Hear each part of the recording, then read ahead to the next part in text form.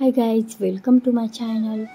तर आज आहे महालक्ष्मी देवीचा रथ उत्सव आणि दरवर्षी आम्ही रथ उत्सवाला रांगोळ्या बघण्यासाठी जायचो आणि असं वाटायचं की मला पण काढता यावी रांगोळी. आणि यावर्षी मला काढायला मिळाली तर मला खूप आनंद झाला होता. आणि तो मी रथ काढला होता आणि आयुष्याने पण मला हेल्प केली रांगोळी काढण्यासाठी. आणि यापुढे तुम्हाला खूप छान छान अशा रांगोळ्या पाहायला मिळणार आहेत. श्री करवीर निवासिनी महालक्ष्मी अर्थात आई अंबाबाई मुख्य उत्सवांपैकी एक उत्सव म्हणजे रथ उत्सव. श्री ज्योतिबाच्या चैत्र यात्रेनंतर दुसऱ्या दिवशी रथ उत्सव असतो. कोल्हापुरातील महालक्ष्मी म्हणजे अंबाबाई हिचा उल्लेख पुराणात देखील सापडतो. ही 3.5 शक्तिपीठांपैकी एक आहे. 3.5 शक्तिपीठांपैकी अर्धपीठ असणाऱ्या करवीर निवासिनी श्री अंबाबाईचा रथ उत्सव मोठ्या प्रमाणात साजरा केला जातो. रात्री 9:30 वाजता तोफेची सलामी दिल्यानंतर अंबा माता की जयच्या जयघोषात रथ उत्सवाची सुरुवात होते. महालक्ष्मी मंदिरात बरीच प्राचीन मंदिरे आहेत. कोकणचा राजा कर्णदेव कोल्हापुरात आल्यानंतर ही मूर्ती लहानशा मंदिरात होती. त्यानं इथल्या मंदिराच्या आजूबाजूस स्वच्छता करून मंदिराला प्रकाशात आणले. वास्तुशास्त्राच्या बांधणीनुसार चालुक्य राजवटीत मंदिराचे बांधकाम केले गेले. हे मंदिर हेमाडपंथी शैलीत बांधण्यात आले असून या मंदिराला चक्क 5 कळस आहेत.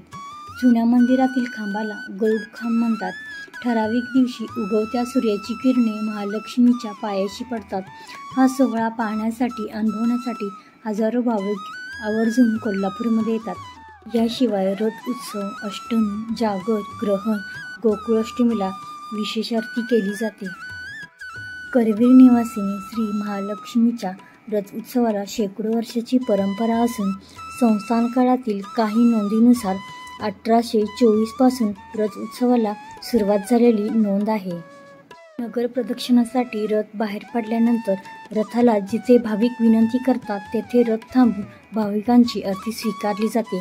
पुढे गुजरी चौकामध्ये भव्य आतषबाजी करण्यात येते. रथ नगरखाना ओलांडून भवानी मंडपाकडे येतो त्यावेळी दृश्य खूप सुंदर असते. करवीर भूमीमध्ये आई अंबाबाई आपल्या भक्तांच्या भेटीसाठी येत असते. पुढे रथ भवानी मंडपाच्या चौकामध्ये येतो. श्रीमान महाराज छत्रपती देवीची पूजा आरती करतात आणि पुन्हा ललकारी होऊन रथ मार्गस्थ पुढे होतो. पाटकांच्या घरासमोर रथ येताच चोपदार व रोशन नाईक रथावरून उतरतात आणि रंकोबाच्या देवळात जातात.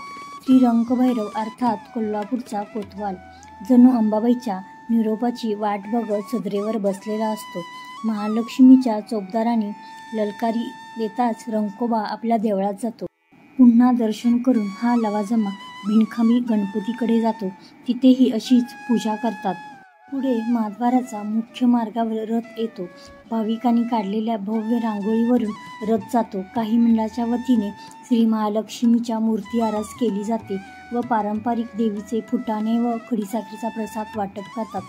आकर्षक रांगोळ्या मार्गावर ठिकठिकाणी पुष्पवृष्टी, फुलांच्या पाकळ्यांचा गालिचा, अंबा माता की जयच्या अखंड गजर, हजारो भाविकांची उपस्थिती आणि चांदीच्या रथात विराजमान झालेली अंबाबाईची उत्सवमूर्ती अशा मंगलमय वातावरणात करवीर निवासिनी श्री अंबाबाईची चांदीच्या रथामधून नगरप्रदक्षिणा पार पडते. हा सोहळा पाहण्यासाठी रात्री उशिरापर्यंत भाविकांची गर्दी असते. नगर प्रदक्षिणा मार्गावर ठिकठिकाणी पुष्पवृष्टी आणि नेत्रदीपक आतषबाजी करण्यात येते. फुलांनी तसेच विद्युत दिव्यांनी सजवलेल्या रथामध्ये श्री अंबाबाईची उत्सवमूर्ती असते. तसेच बँड पथके, लेझिम पथके, मार्चल धरणारे सेवक अशा लवाजम्यासह हा रथ नगर प्रदक्षिणा करत असतो. महालक्ष्मीचा रथ प्रदक्षिणा करून महाद्वारात प्रवेश करतो. कदम घराण्यातील स्त्रिया पारंपरिक मानाप्रमाणे महालक्ष्मीची दृष्ट काढतात. रथावरून उतरलेली महालक्ष्मीची उत्सवमूर्ती पालखीत बसते. परंपराप्रमाणे अगस्तींच्या दीपमाळेला प्रदक्षिणा करून 7 टप्प्यांवर गायक सेवा घेऊन आईसाहेबांची पालखी सदरेवर येते. भक्तांना आशीर्वाद देते. तोफेची सलामी होताच मंदिरात जायला निघते. नंतर पालखी बालदत्ताजवळ क्षणभर थांबते व नैवेद्याच्या पूर्ण पानाने देवीची ओवाळणी होते आणि उत्सवमूर्ती गाभाऱ्यात जाते.